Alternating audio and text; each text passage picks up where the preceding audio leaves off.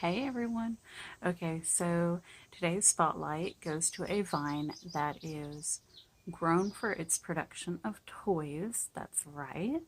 Your very own spinning toys right from your own garden. It's pretty cool, isn't it?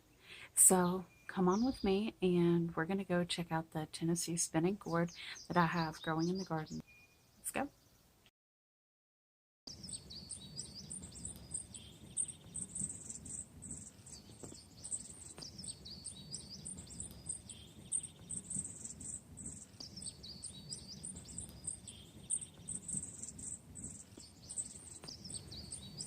The Tennessee Spinning Gourd has a bit of an unknown past. No one seems to really know who actually bred and refined this particular gourd.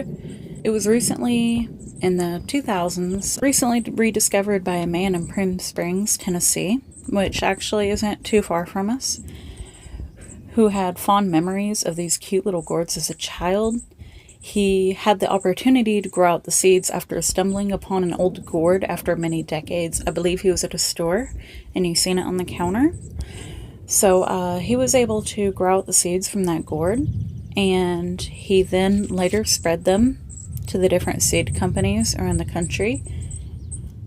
So this particular plant has kind of been brought back from being forgotten.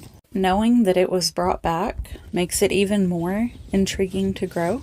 Now, this is the condensed version of the story. Baker Creek has actually covered the story quite well, so if you view the product page on their website, you'll see more of the specifics. I think they also have a video regarding this. So continuing on, for me, since I'm in Tennessee and I love all sorts of different gourds, I thought it was an excellent item to add to my garden this year. And plus, my kids will absolutely enjoy these little toys that are being grown in the garden. So I can't wait to see what they think about them. So how do they work? Well, first, apparently very few of the gourds are straight enough to spin properly, so you kind of have to select the gourds for their ability to spin. I have about 100 of them grown right now, so that tells me that very few of them, maybe 10 or so, could be more, could be less, will be of spinning quality.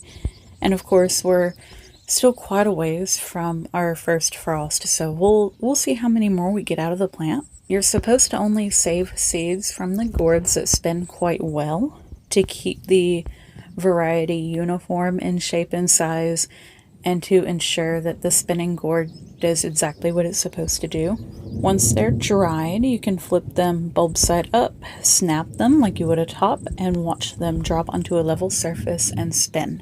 Now, this might not be as exciting for most of you. Many probably think this is boring or that they'd never waste the space in their garden for this type of plant. But let me tell you, these little gourds are so adorable. You almost never see gourds this little, aside from the bird's egg gourd.